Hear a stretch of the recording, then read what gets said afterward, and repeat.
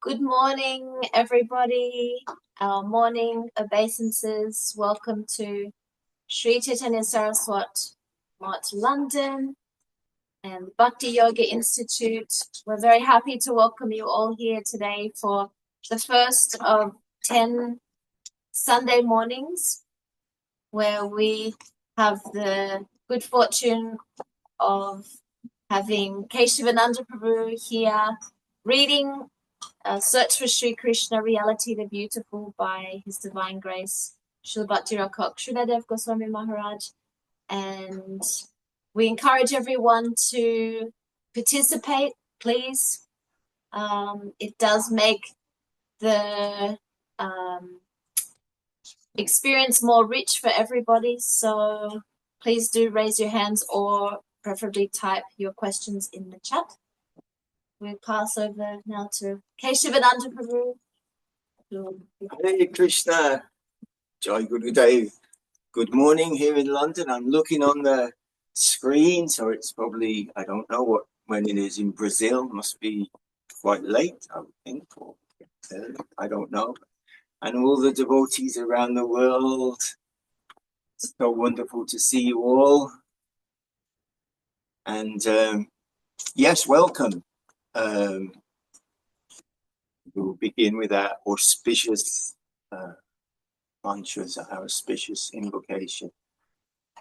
Vande hang Shri Guru Shiyata Padakamanam Shri Guru Vaishnavanscha Shri Rupam Sagrajatam Sahagana Raghunatham Vidam Tam Sajiva Sadvaitam Savadutam Parijana Sahitam Krishna Chaitanya Deva Śrīla Krishna Padam Sahagana Lalita Shri Vishakan Vitamscha Om Jnana Timirandasya Jnananjana Shalakaya Chakshu Unmilitam Jena Asmai Shri Gurave Namaha Namo Mahagalanyaya Krishna Prema Pradayate Krishnaya Krishna Chaitanya Namne Gaura Tishe Namaha Vancha Kalpatarubhyascha Kripa Sindhuvevacha Patitanam Pavanabhyo Vaishnavebhyo Namo Namaha. Jai Srila Bhakti Sundar Govinda Dev-Goswāmī Maharaj Ki Jai. Jai Srila Bhakti Rakha Śrīdhar Dev-Goswāmī Maharaj Ki Jai. Shri Guru Bhag Ki Jai. Shri Chaitanya Saraswat Acharya Vinod Ki Jai.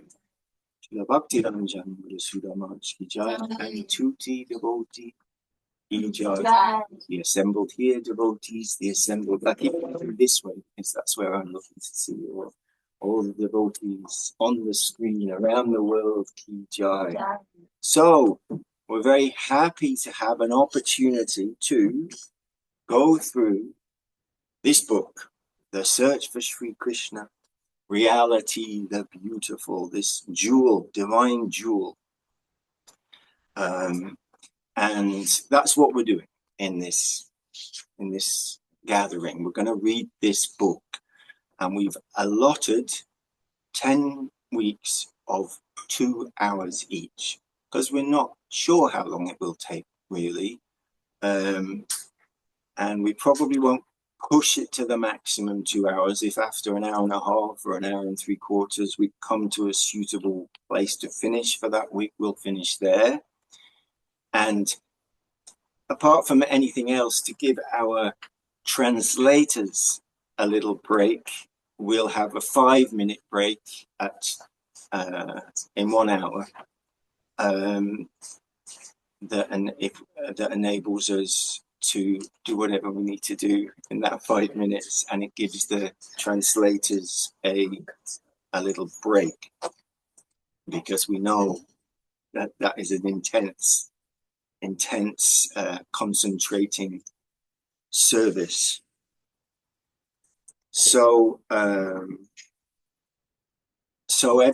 we're reading every day in the temples around the world, we're reading The Search for Sri Krishna, maybe we're reading Affectionate Guidance, maybe we're reading so many books, and every book we read, we're thinking, oh, this book is the best book ever, and that chapter that's the best. Well, now we are officially for 10 weeks at least reading the best book ever, The Search for Sri Krishna.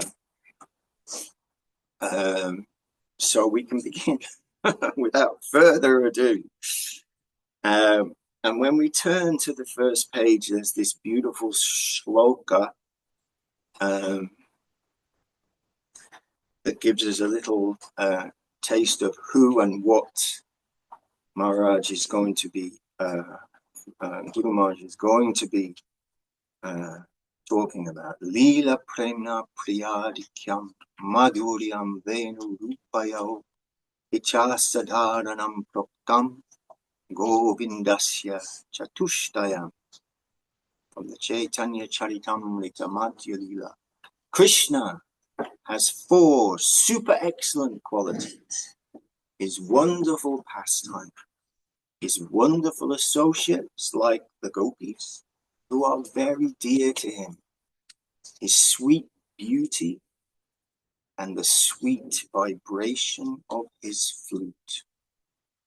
So that flute sound is echoing and vibrating through the lotus mouth of his devotees, his dear surrendered servitors and his most intimate associates.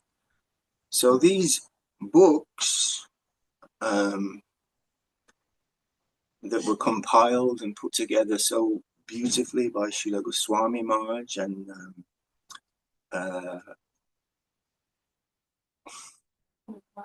Mahayogi Maharaj were compiled in the latter part, the very last part really of Śrīdhar Maharaj's manifest pastimes when he's physically with us, and all that long lifetime of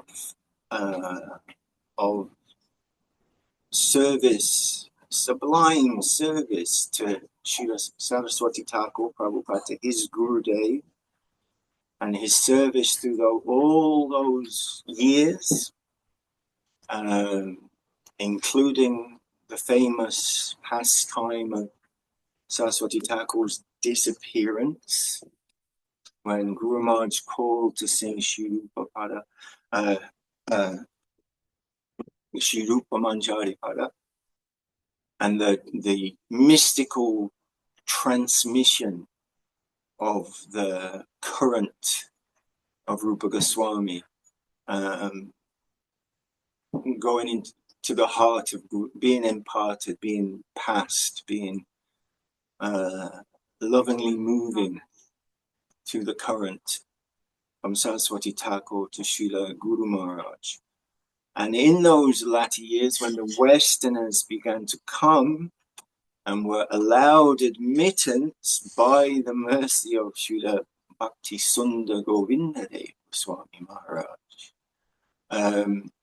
then by their presence and by their questions and by the mercy of Guru Maharaj and Guru Dev, this great outpouring of the highest, sweetest, substantial Maha Chamatkar substance was drawn out of Śrīdhar Maharaj.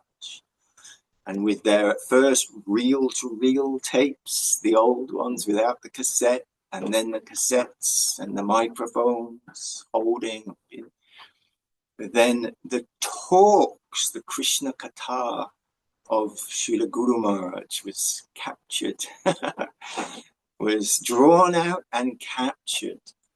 And then Srila Goswami Maharaj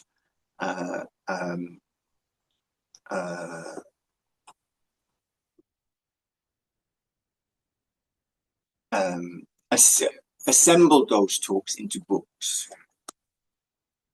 So these were not written, this was not Guru Maharaj sitting down and writing a sentence and then contemplating and writing another sentence and then adjusting the first sentence and like that.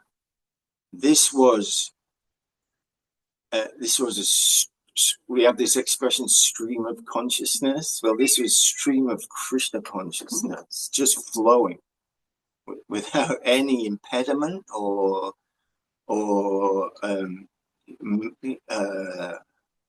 just flowing beautifully like a sweet river, a river of sweetness coming from the lotus lips of Maharaj. So we're very fortunate to have these books, and I don't even know whether we'll get to the beginning today, to the first chapter of the book, but we'll see how we go, because first there's that wonderful shloka from the Chaitanya Charitamrita giving some indication of why Krishna is Swayam Bhagavan, the central conception of the divine, the most beautiful, the whirl in the lotus, the absolute, the sweet absolute in its most perfect form. So we approach the book with the foreword first, and foreword is this picture of Bhaktivedanta Thakur. I know there are different editions of this book, and maybe some are a little bit differently put together. But in the copy I have here, then the foreword by Srila Bhaktivedanta Thakur, 19th century founder of the Krishna consciousness movement. So actually, we could have a class just on that, really. I mean, we're not going to right now, another time maybe, but we have to touch on that, because I mean, there is, before there, we have the pictures, we have this beautiful picture right inside the first cover of Radha and Govinda, and then the pictures of our Guru Varga. But then the actual book, you can say, begins with this picture of Bhaktivedanta Thakur, the 19th century founder of the Krishna consciousness movement. And it's a section from a famous talk given by Vinod in 1869. So while Bhaktivedanta Thakur's English is very accessible, still there's little bits that it's not how we would speak today, so we can look at that. So let's begin, right? I just wonder if the sound is good. Is the sound okay, everyone? Can you hear? Yes. Good. Yes. Right. Okay. Duży dobra. Okay. We love to read a book which we have never read before. We are anxious to gather whatever information is contained in it, and with such acquirement, our curiosity stops. This mode of study prevails amongst a great number of readers who are great men in their own estimation, as well as in the estimation of those who are of their own stamp. It means similar people. In fact, most readers are mere repositories of facts and statements made by other people. But this is not study. The student is to read the facts with a view to create, and not with the object of fruitless retention. Students, like satellites, should reflect whatever light they receive from others, and not imprison the facts and thoughts, just as the magistrates imprison the convicts in the jail. And he says, thought is progressive. The author's thought must have progress in the reader in the shape of correction or development.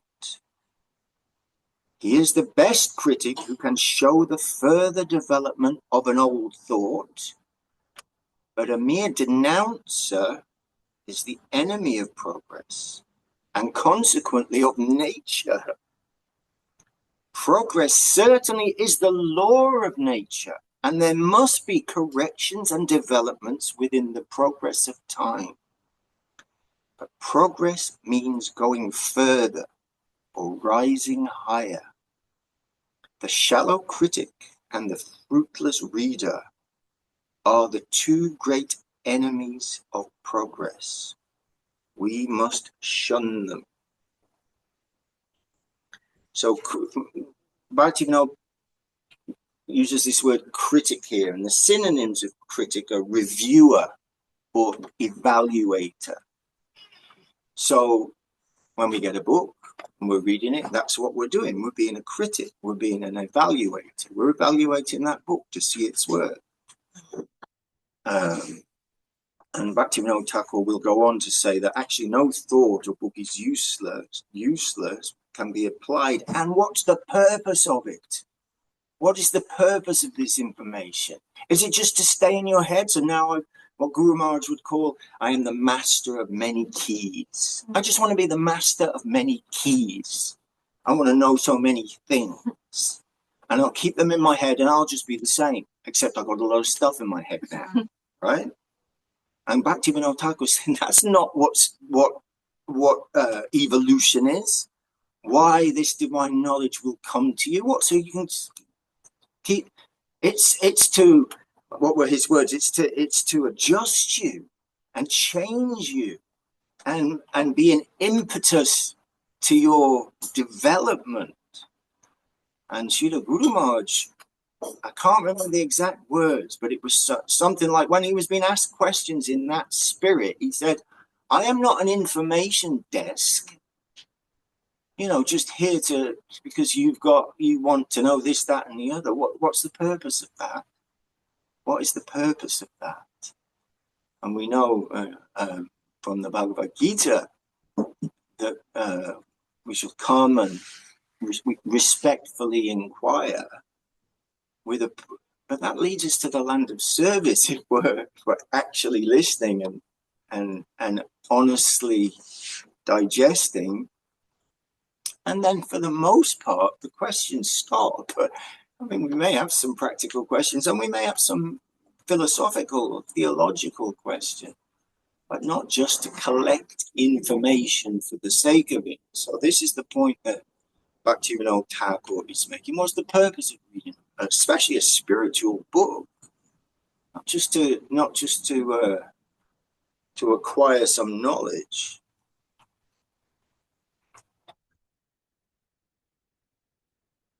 It says, then the true critic, the true evaluator, on the other hand, advises us to preserve what we have already obtained and to adjust our race from that point where we have arrived in the heat of our progress.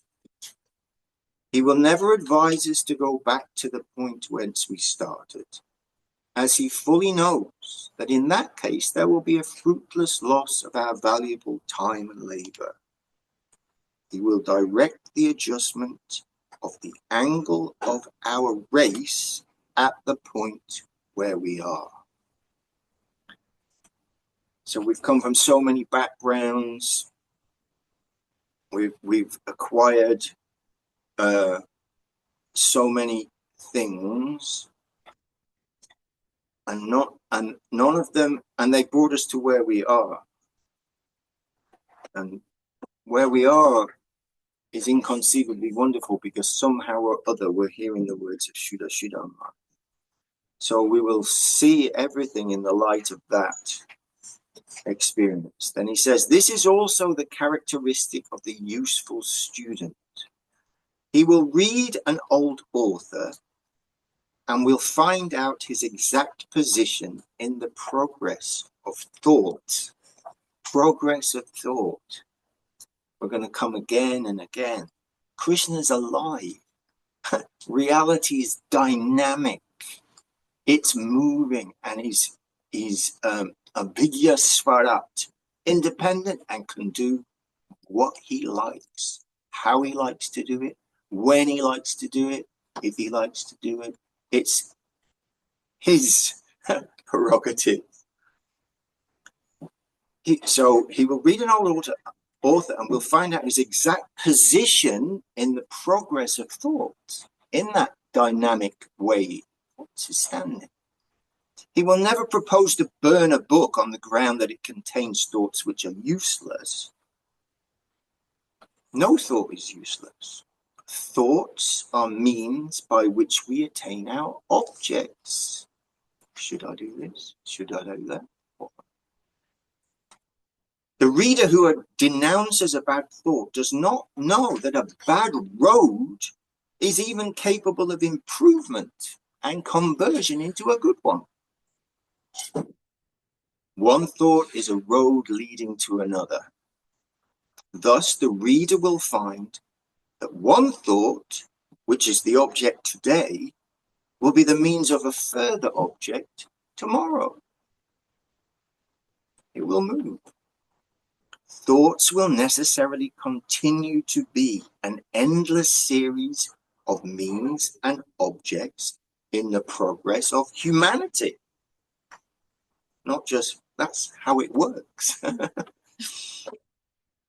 then he says, the great reformers will always assert that they have come out not to destroy the old law, but to fulfill it. Valmiki, Vyas, Plato, Jesus, Muhammad, Confucius, and Chaitanya Mahaprabhu assert the fact either expressly or by their conduct. So here Guru Maharaj is sort of paraphrasing the New Testament, when the hierarchy and the religious institutions, we hear from Bhagavad Gita how truth is descending, yada, yada, dharmasya, again and again and again, is coming and being revealed through the hearts of his agents, the agents of reality, the beautiful. But the receivers have their own color and tincture in their own persona, and that due to the course of time, that pure water that's descending becomes colored by the dirt into which it falls, the rain analogy. So in that instance, the Pharisees and the religious hierarchies have gone into a world a million miles. It's all about ritual and rules and this and that. And the actual living substance has been practically forgotten in this external show of religiosity.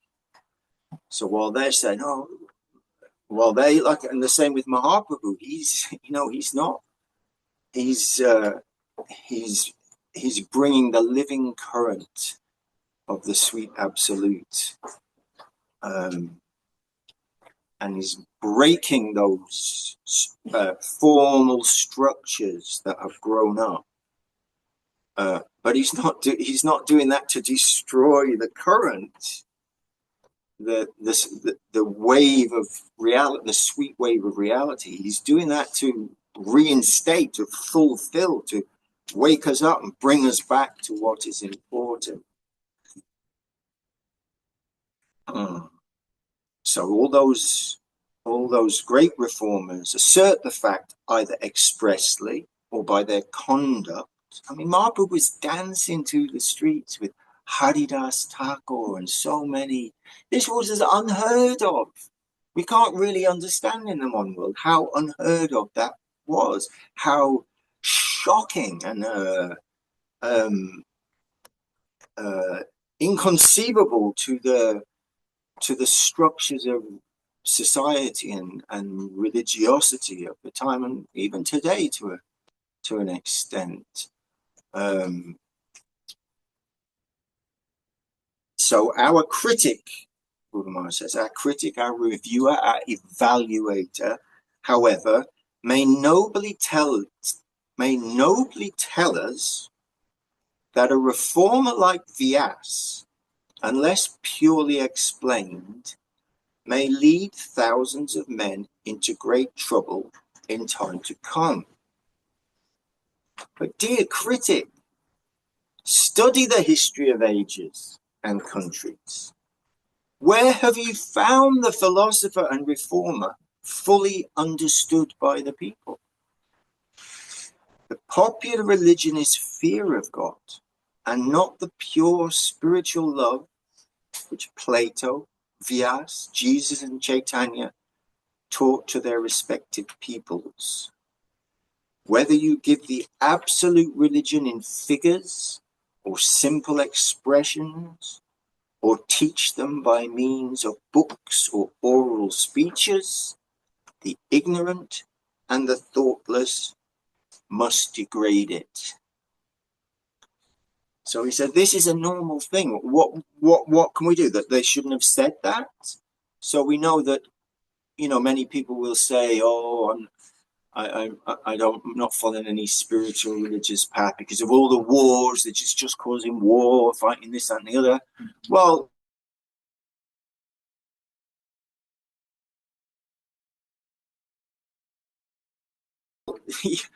this is exactly contaminated by the ignorant. Does that mean those reformers shouldn't have preached their message just because it got twisted later on? I don't know. For the gentle and for the sincere, they will hear by the grace of the sadhu, they will hear that message and be uplifted by that. And if the ignorant, as it calls, and the thoughtless want to degrade it and use that as an excuse to go to war, well, that's their ignorance, nothing to do with it, actually. Then Guru Maharaj says, it is indeed very easy to tell and swift to hear that absolute truth has such an affinity with the human soul that it comes through as if intuitively, and that no exertion is necessary to teach the precepts of true religion. But this is a deceptive idea. It may be true of ethics and the alphabet of religion, but not of the highest form of faith, which requires an exalted soul to understand. All higher truths, though intuitive, require previous education in the simpler ones. That religion is the purest, which gives us the purest idea of God. How then is it possible that the ignorant will ever attain the absolute religion as long as they are ignorant?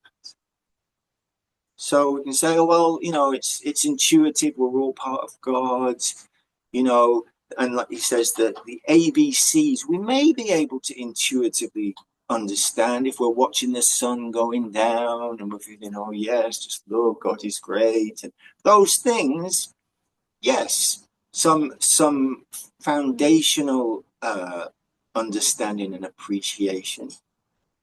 But how are we going to hear that sweet absolute who is making that sunset is running away from his mother, who's trying to tie him up so he doesn't mess with the milk that she's put?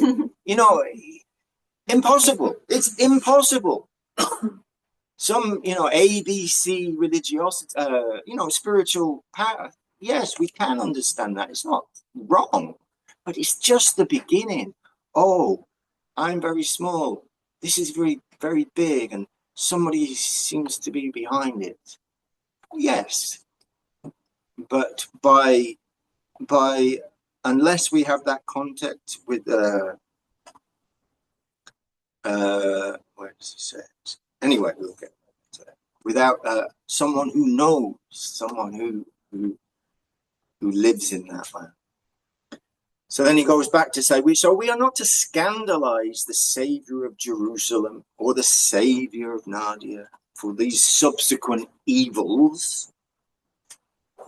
Luthers, instead of critics, are what we want for the correction of those evils by the true interpretation of the original precepts. So of course, Luther was a great reformer in the Christian church, but Maharaj isn't diving into that specifically, but he's saying that attitude is not throwing everything out and saying, oh, religion is nonsense, look, it only causes wars. He's saying, no, we have to examine and look and be awake. And as Gurudev would say, go forward with our eyes open and in that way continue.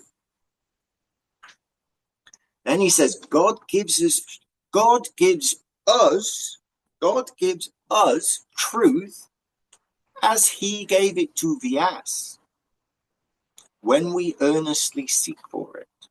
God gives us truth as he gave it to Vyas. Truth is eternal and inexhaustible.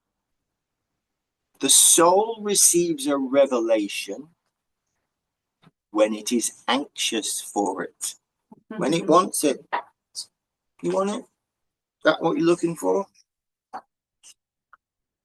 The souls of the great thinkers of the bygone ages who now live spiritually often approach our inquiring spirit and assist it in its development.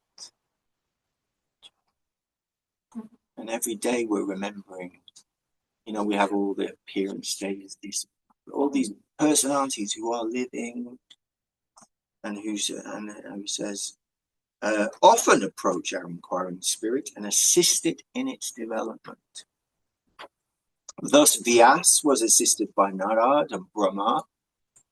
Our Shastras, or in other words, books of thought, do not contain all that we could get from the Infinite Father. No book is without its errors. God's revelation is absolute truth, but it is scarcely received and preserved in its natural purity. So that is according to the receiver, the adhikar of the receiver, who that person is who's receiving that. We have been advised in the Srimad Bhagavatam to believe that truth, when revealed, is absolute, but it gets the tincture of the nature of the receiver in course of time and is converted into error by continual exchange of hands from age to age. I think Srila Prabhupada used to call it the vitiating atmosphere of the world, tendency to become polluted. New revelations, therefore, are continually necessary in order to keep truth in its original purity. We are thus warned to be careful in our studies of old authors, however wise they are reputed to be.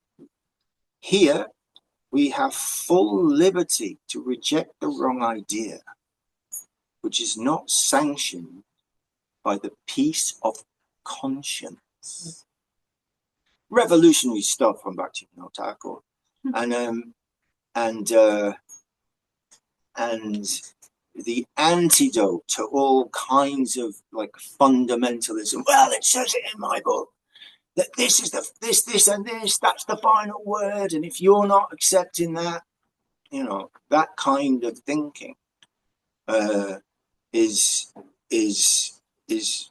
shown clearly for what it is by Bhaktivedanta Thakur. Vyas was not satisfied with what he collected in the Vedas, arranged in the Puranas, and compiled in the Mahabharata. The peace of his conscience did not sanction his labors.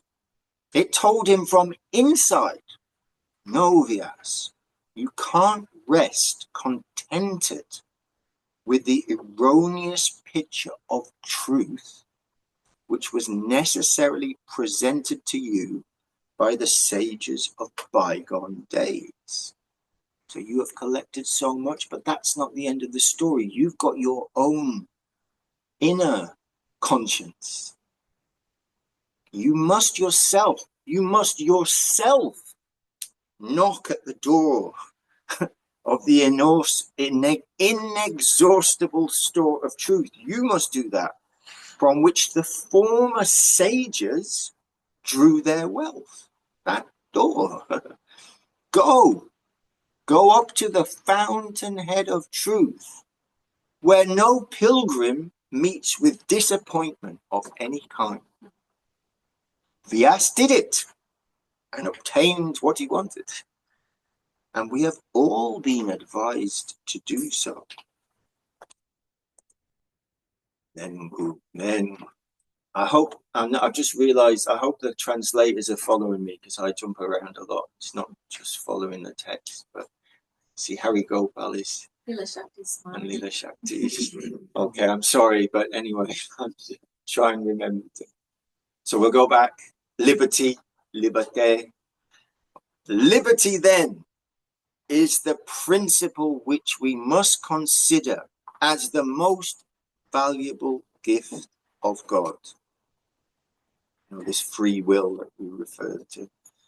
Minuscule, but something. Liberty then is the principle which we must consider as the most valuable gift of God. We must not allow ourselves to be led by those who lived and thought before us. We must think for ourselves and try to get further truths which are still undiscovered. In the Srimad Bhagavatam, we had been advised to take the spirit of the Shastra and not the words. The Bhagavad is therefore a religion of liberty, unmixed truth, and absolute love. The other characteristic is progress. Liberty certainly is the father of all progress. Holy liberty is the cause of progress upwards and upwards in eternity and endless activity of love. Liberty misused causes degradation, and the Vaishnava must always carefully use this high and beautiful gift of God. The spirit of this text goes far to honor all great reformers and teachers who lived and will live in other countries. The Vaishnava is ready to honor all men without distinction of caste, because they are filled with the energy of God.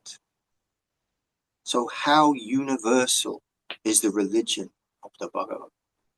It is not intended for a certain class of Hindus alone, but it is a gift to people at large, in whatever country they are born, in whatever society they are bred. In short, Vaishnavism is the absolute love binding all people together into the infinite, unconditioned, and absolute God.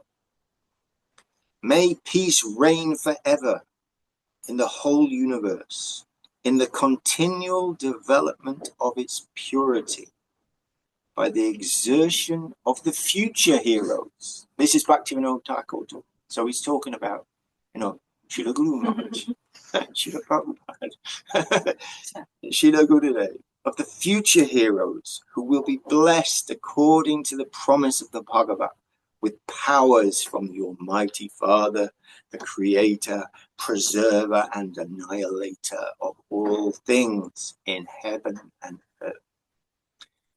Hare Krishna, Gaura Hari Gaura Hari Bol. And this is why Bhaktivedanta Thakur and Srila Saraswati Thakur are still are so revolutionary, actually, and why we are so blessed to have come into that. You know, the founder of the 19th century founder of the Krishna consciousness movement, this living dynamic current, which sometimes appears in a very strong way and then can kind of go underground for a little while, be maintained perhaps, and then again come up in a new way. And that way is not limited by any book, anything, independent. And this is why, to this day, there's a great anti-party against Bhaktivedanta Thakur and against Saraswati Thakur. To this day, strong, because it destroys everything, all the structure, all the human conceived misunderstanding and fundamentalist thought is broken by that.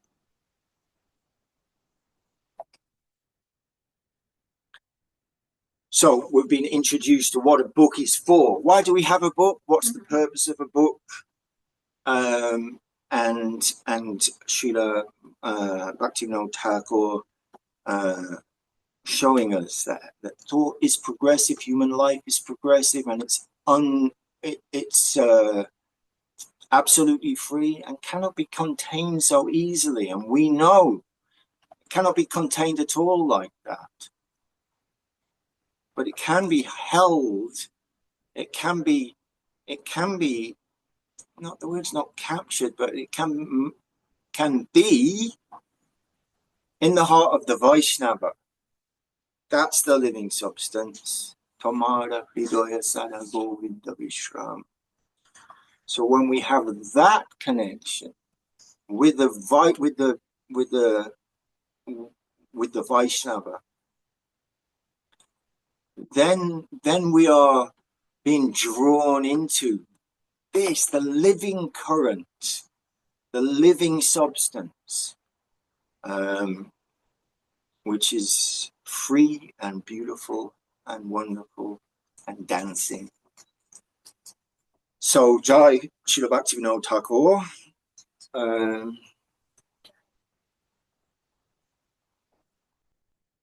If anyone has any questions, please raise your hand. Yes. We are also open for questions whenever. If you can always put your hand up and then we'll try and address when you can.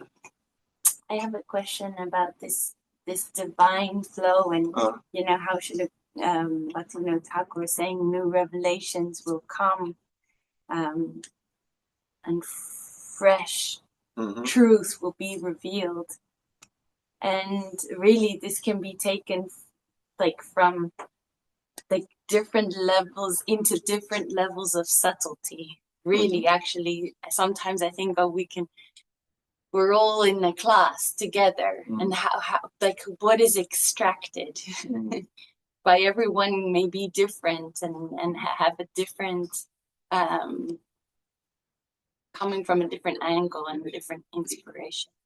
And then I'm sometimes, if I'm honest, I personally feel fearful that I won't capture, I won't catch what is being shared. Yeah. And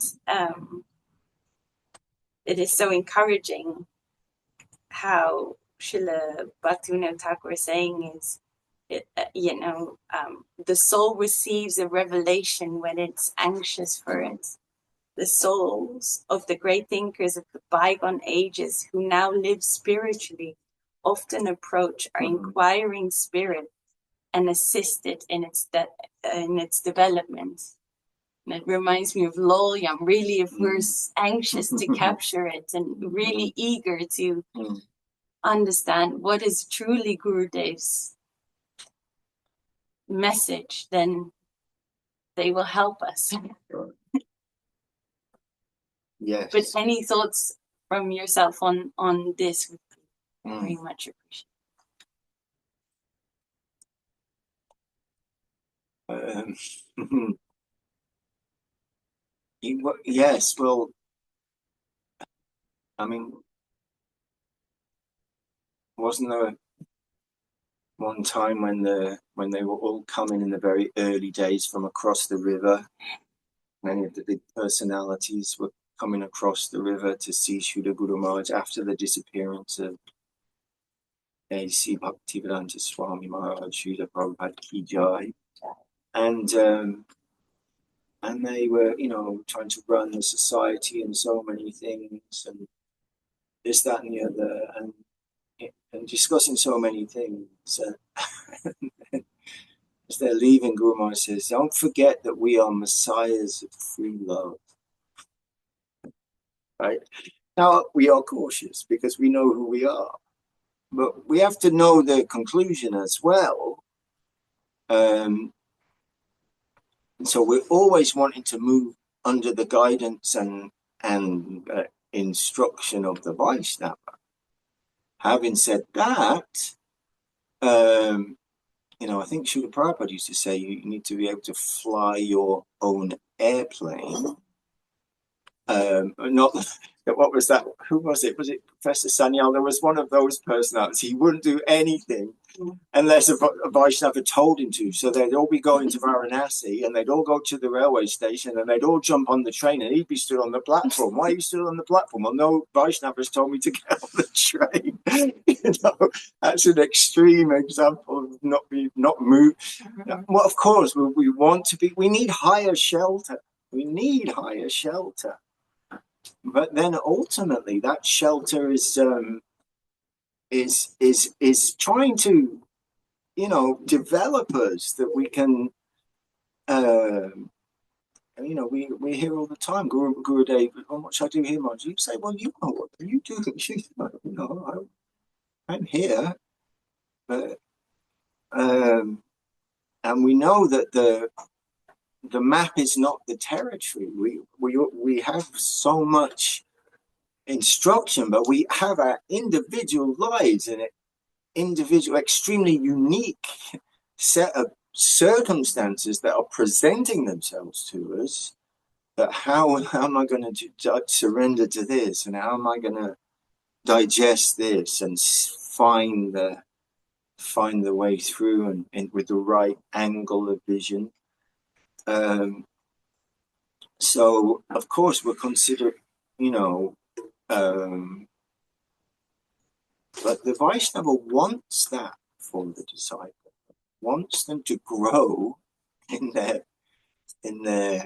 devotional lives, and the disciple will never want to go from under the shade of will to want to follow the instructions of the Vaishnava. But how we will practically apply that, but then often that we have to figure that out. So that's the uncertainty principle. You know, we can get the best advice and we can pray and think, but then we have to act, and the result we don't know. That's up to Krishna. So talking about Srila Bhaktivedanta Swami Prabhupada, the next little section, as we said, oh yeah, that's good. I think we've got, anyway, more or less. We'll have a break when we finish this little section, and then Hari Gopal Prabhu can put his head in a bucket or something. Cool down. And who else is translating? Ila Shakti. Oh, yes. So, No Italian today? Yeah, they'll be able to cool down the little grey cells. Okay. So now we're popping over to Mayapur, to the Sri Chandroy Mandir, where the eternal Leela, the eternal pastimes of Srila Swami Maharaj and Srila Guru Maharaj are going on. on the Vyasa-san there, Srila Govinda Maharaj, on the young Srila Govinda Maharaj, the microphone. And this is the preface. What we read before was the foreword by Bhaktivedanta Thakur. He came to help us today. Always those great souls of the bygone days are still available and are still distributing mercy because we're not the body. Remember that one?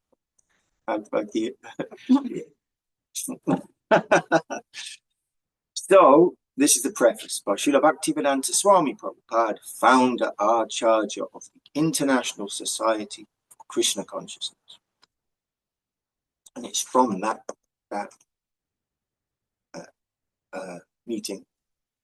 So Srila Prabhupada is saying, we are very fortunate to hear from His Divine Grace, Om Vishnupad Paramahansa Parivrajaka Acharya Bhakti Raka Śrīdhar Maharaj. Very fortunate. By age and by experience, in both ways, he is senior to me. I was fortunate to have his association since a long time, since perhaps 1930. At that time, he had not accepted sannyas, but had just left home. He went to preach in Allahabad, and on that auspicious occasion, we were connected. And we heard some audio just recently. Where was it? In Italy or something? We heard audio of this conversation. And it's so sweet. They're just old friends, God brothers. And they remember that person now. Yeah, and when it's just wonderful, wonderful. Śrīdhar Maharaj lived in my house for many years. So naturally, we had very intimate talks when the camera wasn't on, wasn't being zoomed. We were just talking. He has such high realizations of Krishna that one would faint to hear them. This is Prabhupada talking about Guru Maharaj. He has such high realizations of Krishna, one would faint to hear them. He was always my good advisor, and I took his advice very seriously, because from the very beginning, I knew that he was a pure devotee of Krishna. From the very beginning. So, I wanted to associate with him. Krishna and Prabhupada, Srila Bhaktisiddhanta Saraswati Thakur, liked him to prepare me. They met in 1930. Srila Prabhupada didn't get onto that Jaladuta boat until 1965. So he was being prepared by Krishna and Prabhupada Saraswati Thakur to his divine servitors in the form of Srila Guru Maharaj to prepare Srila Prabhupada. He says, our relationship is very intimate. Then he says, after the breakdown of our spiritual master's institution, I wanted to organize another institution, making Śrīdhar Maharaj the head. Srila Bhaktisiddhanta Saraswati Thakur told me that Śrīdhar Maharaj is one of the finest preachers of consciousness, of Krishna consciousness in the world. So I wanted to take him everywhere. This was my earnest desire. Earnest desire, Srila Prabhupada says. That was my earnest desire, strong desire. That's what I wanted. Take Śrīdhar Maharaj everywhere. But since he could not go around the world and preach, at least the people of the world should come to hear from him. For spiritual advancement of life, we must go to someone who is actually practicing spiritual life.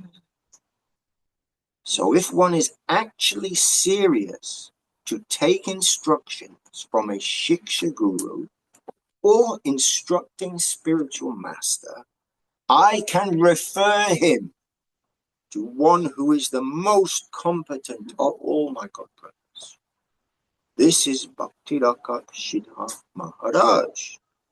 I consider Śrīdhar Maharaj to be even my Shiksha Guru. What to speak of the benefit that others can have from his association. Jai Srila Prabhupada, Jai Srila Guru Maharaj. So we heard from Bhaktivedanta Thakur trying to explain to it is what it means to hear spiritual knowledge. What's the purpose of reading the book? To enter into something dynamic, not to capture something in a prison. And then we've heard these beautiful words from Srila Prabhupada, glorifying his dear friend and god brother, and preparing us to go to the introduction of the book, where we will begin to hear from Śrīla Maharaj. Okay, so we're coming back to the book, and now we're starting with the introduction. Introduction to the Search for Sri Krishna, Reality the Beautiful. It's only 2.5 pages, but what's the expression? OMG, oh my goodness, how wonderful is what we're going to hear. The introduction to the book. Show? Everyone is searching for rasa, pleasure. The status of rasa is the highest. As persons, we have our subjective existence. As persons, we have our subjective existence. But rasa, pleasure, has his super subjective existence. He is a person. He is Akila Rasamrita Murti, the reservoir of all pleasure. He is Krishna. Rasa is Krishna. There cannot be rasa in any other place but Krishna. He is the fountainhead of all different types of rasa. So by the nature of our constitution, we have to search after Krishna. In the Brahma Sutra, it is said, inquire after the supreme cause of this world. Search. From where has everything come? How is everything maintaining its existence? By whom? And ultimately, where does everything enter into after death? That is Brahma, spirit, the most fundamental plane from which everything springs up, remains, and ultimately enters. What is Brahma? The Brahma Sutra advises us to inquire after the prime cause, the biggest, the all-accommodating. But Sri Chaitanya Mahaprabhu replaced that. Srimad Bhagavatam replaced that with Krishna Nusandana, the search for Sri Krishna. Brahma Jigyasa, the search for spirit, is a dry thing. That is only the exercise of your thinking faculty, a jugglery of reason. Leave that behind. Begin the search for Sri Krishna and quench the thirst of your heart. Rasa jigyasa, raso vaisa. The things acquired by your reason won't satisfy you. Jnana, knowledge, cannot really quench your thirst.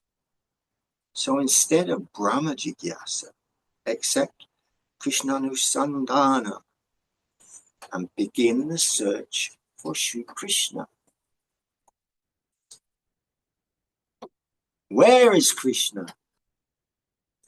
Our real want will be satisfied only by getting the service of Krishna, not of anything else. We want to satisfy the innermost demands of our heart. We don't care to know where we are or what is controlling everything, but we really want to quench our thirst for rasa, for madhurya, for sweetness. We must search neither for knowledge nor for the controller of the world. We must search after rasa, ananda, after beauty and charm.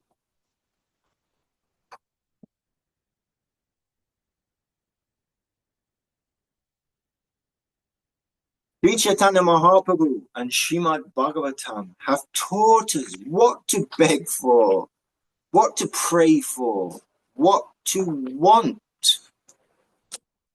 They have taught us, if you beg, beg for Krishna, not for anything else. So the fate of the Vaishnavas, the students of the Bhagavat and the followers of Mahaprabhu, is sealed in the search for Sri Krishna. We want nothing else but Krishna. The Vedas say, Shunvanta Vishve Amritasya Putra. Oh, you sons of nectar, sons of the nectarine ocean sea, please listen to me. You were born in nectar. You were born to taste nectar, and you must not allow yourselves to be satisfied with anything but nectar. So however misguided you may be for the time being, awake, arise, search for that nectar, that satisfaction. The Vedas tell us, Om. Om means a big yes. What you are searching for, it is. Don't be disappointed. The Vedas say that the object of your inner search exists. The common search of all your hearts is existing, and your thirst will be quenched. By your constitution, you are meant for that, and you deserve that. So don't be afraid. Don't be cowed down. It is already given in your being. And you can never be satisfied with anything else. So prepare yourself after your long search to receive that long missing nectar in all its full form and quality. Awake, arise, Jeev Jago, search for your fortune. Search for your fortune, and you cannot but have that. Search for it, and you cannot but have that. It is your birthright. It is the wealth of your own soul. It cannot but be within you. You have no other business, no other engagement but Krishna Nusandhana, the search for Sri Krishna, reality, the beautiful. And this is just the introduction. That's Guru Maharaj's, well, you know, these words flowed in this torrent, you know, this like the monsoons raining mercy, raining rain, and Guru Maharaj is pouring out this wave of mercy. And this was chosen as to be the introduction to this beautiful book.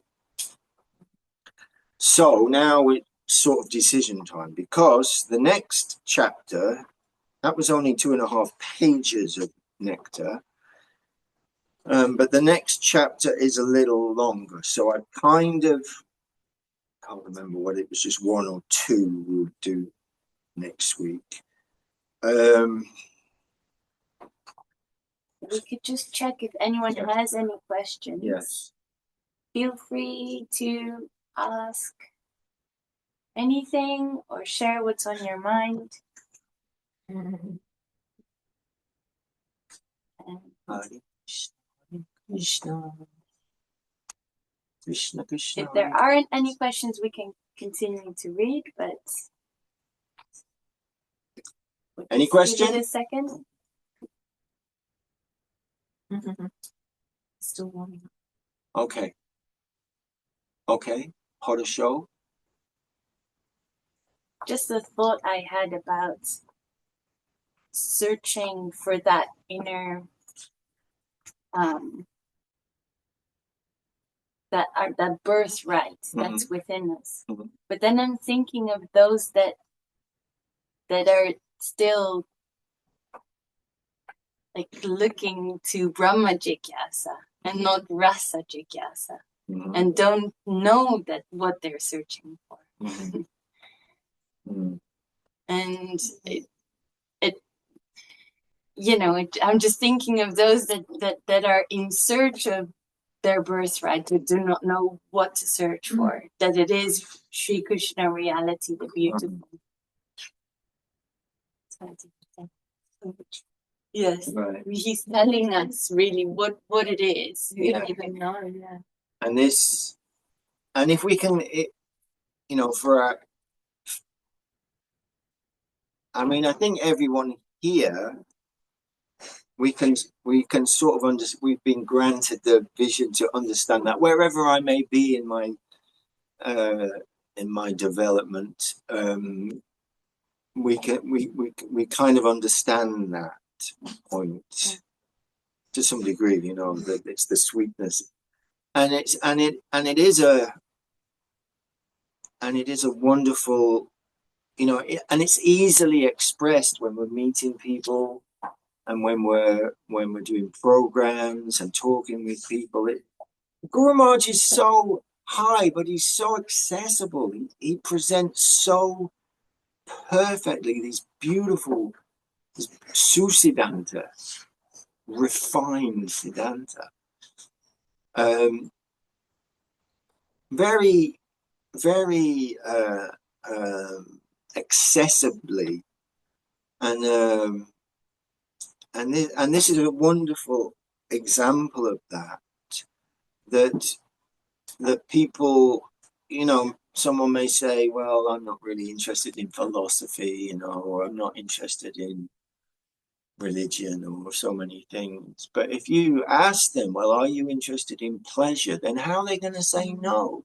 No one can say no, actually.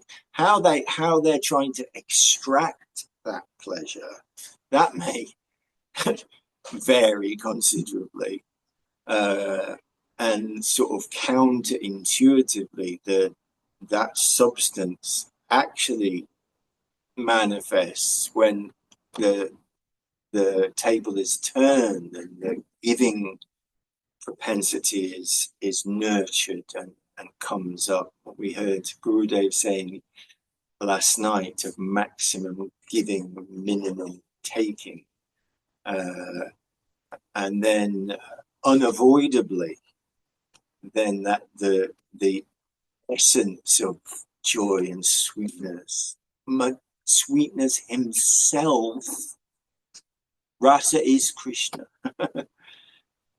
begins to appear. So it's quite, in many ways, it's easily understood in that sense. I'm thinking now of a video we watched last night of Srila Gurudev talking in Kolkata, I think 2001, and he also briefly in that talk, but mentioned that the gyan in and of itself is a very dangerous thing, and can really take us in the wrong direction. And he said that my capacity, what capacity do I have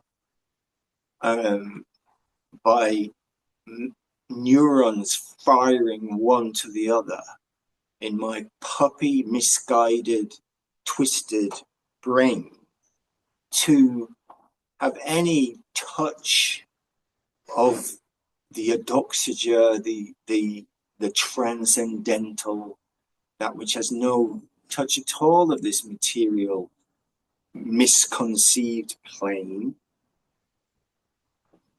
If we're relying on that, and so many scriptures exist, so many things exist, and we will become bewildered and go off on some tangent. Because as we heard time and time again from Srila Guru Maharaj, Srila Gurudev, this spiritual life is a heart transaction. It's not an intellectual exercise. It's not acquiring a bunch of knowledge. Knowledge may come in the service of bhakti. We may be directed to that. We may be directed away from that. Everything has its perfect position in the service of the sweet absolute. So we're very thankful for that. Well, I certainly am very thankful for that, not being, greatly endowed in the brain department. If that's what it was about, a lot of us would be like, well, that excludes me then, right? And on the other pole, if our brain is so big and so what's the word? If that's the plane of our most fundamental movement, then we're opening ourselves up to become utterly bewildered by it. It cannot approach it. It cannot be done by our, what did he call it? He called it word jugglery, by those things. So Gurudev and Guru Maharaj, the Vaishnavas, are pulling us into the plane of heart and the plane of relationship, the heart transaction, the relationship with the higher plane through our guardians, Sri Guru and Vaishnava, and then with our family, devotional family, and it's a very important point, and it's a wonderful point. Thank goodness that it's not an exercise in something dry to understand this and this and this and so many things. The things we have to understand are quite simple and sweet, really. The injunction and the prohibition, always forget always remember Krishna, never forget Krishna. That's in a nutshell. And then when we're blessed and graced by the Vaishnava's glance, and we think, oh yeah, this is something real, this is something substantial, my heart is feeling approval, my heart is feeling drawn in this direction, then some instructions will come. But again, they're not mental manipulations. They're simple things about how to live the day, go through your day, what to eat, what to think about, how to be. So we're very and how can it be otherwise when rasa is Krishna? Sweetness, beauty and charm is Krishna. So yes, if we can understand that, then we can try and share that. Because it is like everything. It's common sense, really. And most people can, I think, most like innocent people can understand that. Yes, that's true. We're all looking for that thing. We all want that heart satisfaction, the heart fullness, the hearts to be satisfied, and wanting this beauty and sweetness and ecstasy and pleasure, all those things. So that's not really in question in that sense. It's not. It's only then how will we achieve that? That's only the question. But the actual aim is everybody looking for that. So Guru Maharaj puts so sweetly, and if we can appreciate that and understand that, it's very easy to talk to people, and people will be nodding and saying, yeah, that sounds good. And we're just at the beginning. He's just establishing that first. We're going to go on the search for Sri Krishna, but he's giving us a clue, well, what we're looking for. Who is this Sri Krishna reality, the beautiful, right? So he's just let us know who he is. Something, right? What are we looking for? Why the search for Sri Krishna? Because Krishna is that. Krishna is the object. Krishna is the everything. Krishna is the heart medicine. Krishna is the sweetness that everyone is hankering after. So he's laying the foundation of the foundation is being laid for the rest of the book. Krishna consciousness, love and beauty. That's the first chapter. We do have a question. Uh-huh. We have a question here. Uh-huh. On page 11, there's a quotation from Srila Bhaktivedanta Thakur about the party spirit. Oh, yes, I missed that. Yes. That great enemy of truth will always baffle the attempt of the inquirer, who tries to gather truth from the religious works of his nation and will make him believe that the absolute truth is nowhere except in his old religious book. So you mentioned the anti-party, and if someone is not qualified in preaching or has brain capacity, how to navigate and manage the anti-party spirit of what Srila Bhaktivedanta Thakur is gifting to the world in the search for Sri Krishna reality and beautiful. So yeah, I'm sorry, under the picture of Bhaktivedanta Thakur, right at the beginning was that quote we just heard. Party spirit, that great enemy of truth, will always baffle, confuse the attempt of the inquirer who tries to gather truth from the religious works of his nation and will make him believe that the absolute truth is nowhere except in his old religious book. So this is a warning to us you know, we are the biggest anti-party I know is me. You know? So this is, again, it comes back to this divine living substance, you know, and we have our sampradaya, you know, coming from Brahmaji. What was he referred to as this morning? Padma Asan. Yeah. That guy, the one who's sitting on the lotus. In the Chaitanya Charitamrita, didn't even say his name, just lotus sitting person.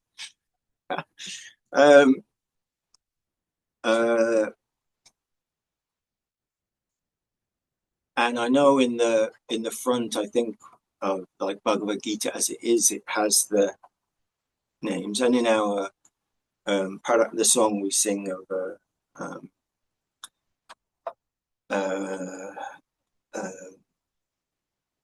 Parampara song. Krishna, Yes, whose song is it? Śrīdhar Dev-Goswāmī. Śrīdhar Dev-Goswāmī's song. So we're singing these names of the Parampara, right? But there's not that many names there to say that we're going back thousands of years, right? And because the current is, you know, it would be, Krishna doesn't work like that. He's alive and dynamic, and he's not bound by anything. He likes to do certain things in certain ways, but he can do something different. He can do anything, right? Right? The infinite reality, the prime cause, has that. First shloka of Bhagavatam establishes that. But Bhaktivedanta Thakur was talking about the progress of thought, the progress of divine realization and revelation, and how it's not a stagnant thing. And even Vyasadeva, the supreme authority, also is thinking, I need to adjust. Something more is the Lord in the form of my own conscience that is pushing me to develop and to go to say more. It's coming out. And that current goes where it may. So, you know, it was carried by many people we can mention. You know, Vishwanath Chakravarti, Baladev Vijayabhushan, Venkata Bhatta, Gopal Bhatta. They weren't even officially, they were from other sampradayas. Sometimes the connection is through shiksha, not through, well, you got to do this and you got to get this, and put them like that and chuck them in the fire at this point and then face that direction, right? We may do those things as part of our kind of offering, but it's living divine heart substance. And if that's passed from one person to the other, as can be, then that's a substantial thing. See, the smarter Brahmanas cannot abide this. And they're still trying to kill Saraswati Thakur for this. Still a massive bone of contention. Well, show us this and show us that. And how come he and he and he and he? Because it's Krishna we're talking about. So the spirit, the living substance, the divine wave, the vilas, the forward movement of reality. That's what Guru Maharaj calls it in the introduction to Prabhupada. Great work on seeing through the eyes of surrender to that way, because it lasts, the pastime, rolling pastime, unlimited. So as he was saying earlier, we are, so many wonderful things are there. Yesterday we heard Gurudev talking about Hanumanji going to see, he wants to see Krishna, but he doesn't want to see Krishna as Krishna, because Ramchandra is his Lord. So he wants to see the Lord, and he's going to see Krishna, but he wants to see Ramchandra actually with Sita. So anyway, I can't, Gurudev just so sweetly and beautifully telling this pastime, and then discussing with his wives, Rukmini and Satyabhama, who's going to be Sita as he's going to show himself as Ramachandra, and I've forgotten completely why I was telling this story, but what Krishna. We're talking about the dynamic movement of reality, and we're talking about the anti-wave who cannot abide that, the freedom of movement, liberty. He was talking about this, what did he call it? This holy liberty, this noble gift. But we want to imprison it desperately. It's called pratishta. Build a wall around it. Yeah, I can contain it. I've got it now in my book. This is it.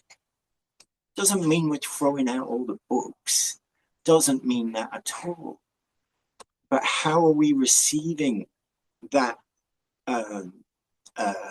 substance that's been kind of shows in the form of book, Shastra, through the heart of the Vaishnava, and can be adjusted. Everything is not the same. So many activities in Mahabharata are there. It's an ocean of amazing, fascinating, incredible, wonderful. It's the ultimate, action, adventure, romance. It's everything there. Where do we go in that?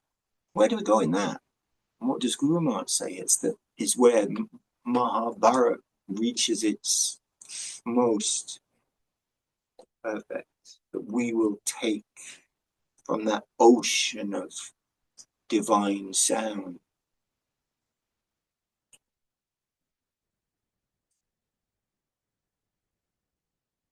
It's where Draupadi is doing this. When she's being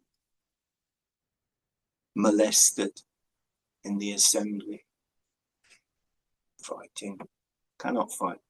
Hare Krishna, Krishna.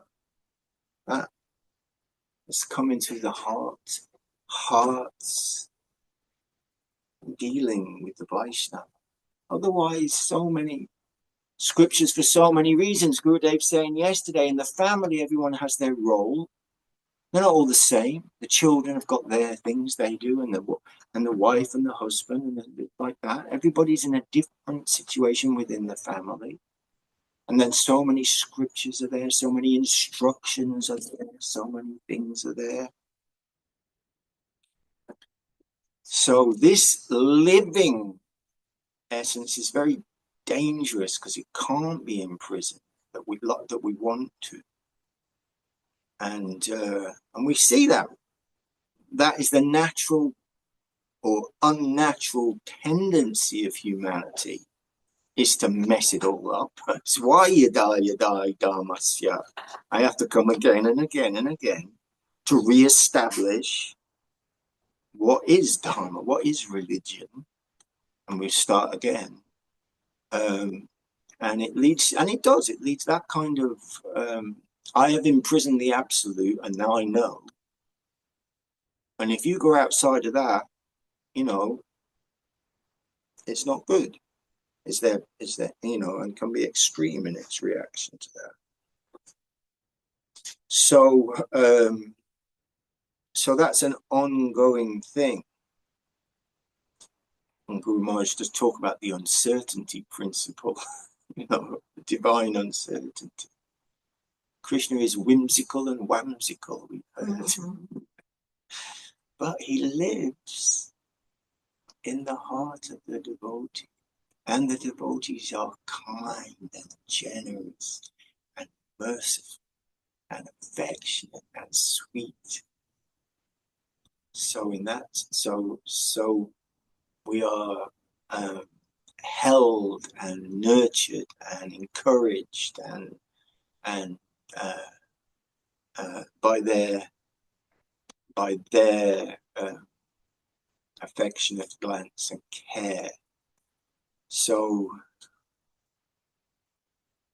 and that's why. So this is in Bhaktivedanta. You know, again, had gone underground, you can say, or more or less lost. There was the middle. There was Mahaprabhu and his parshads, and immediate aftermath of Mahaprabhu with people like Narottam Das Thakur and others. And then it didn't really rise again into great power and prominence until Vishwanath Chakravarti, Baladev Vijayabhushan. Guru Maharaj calls them the great devotees of the middle period, like 17th, middle period, 1700s. And then again, there may be some sadhu here, Vaishnava there, some, but not appearing in its you know, like the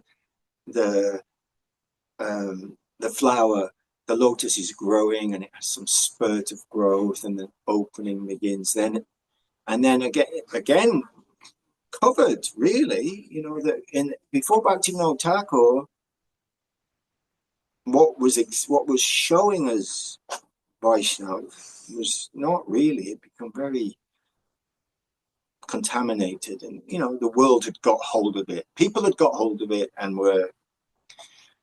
then this personality, Bhaktivinoda Thakur, came and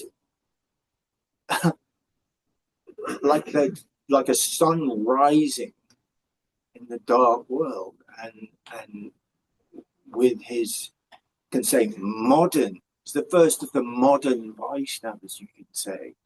The necessity, this is a world, this is for everyone. Even though it says right there in Bhagavad Gita, it says in Chaitanya Charitamrita, this is for everybody. It's not a Hindu thing. It's not this thing.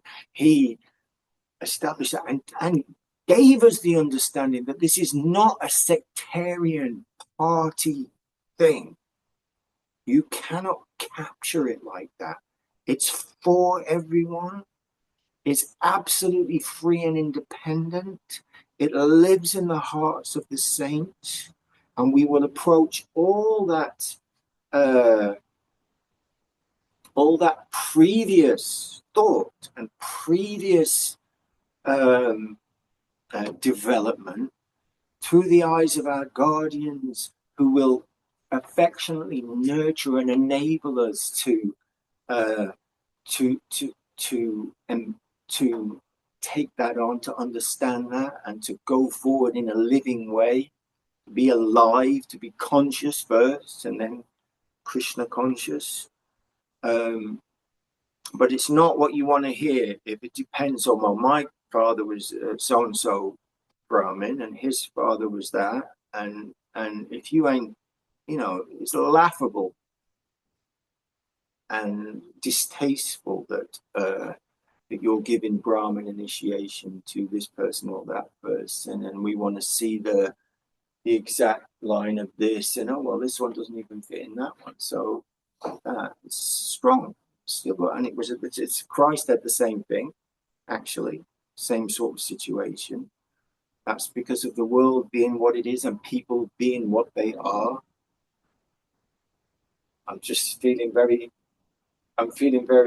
sympathetic now to the translators.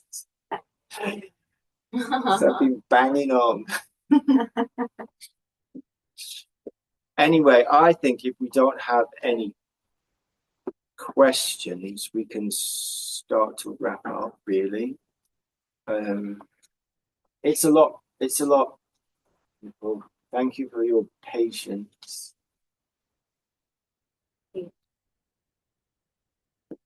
Oh, sorry, I'm looking at you there, but in fact you're there. Hare Krishna. Okay. Anything? Okay.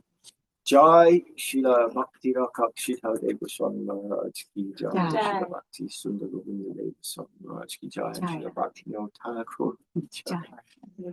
Srila A.C. Bhaktivedanta Swami Maharaj ki Jai. Jai. Ananta Koti Vaishnav ki Jai, Jai. who are there and are watching and are nourishing us if we and look in their divine direction.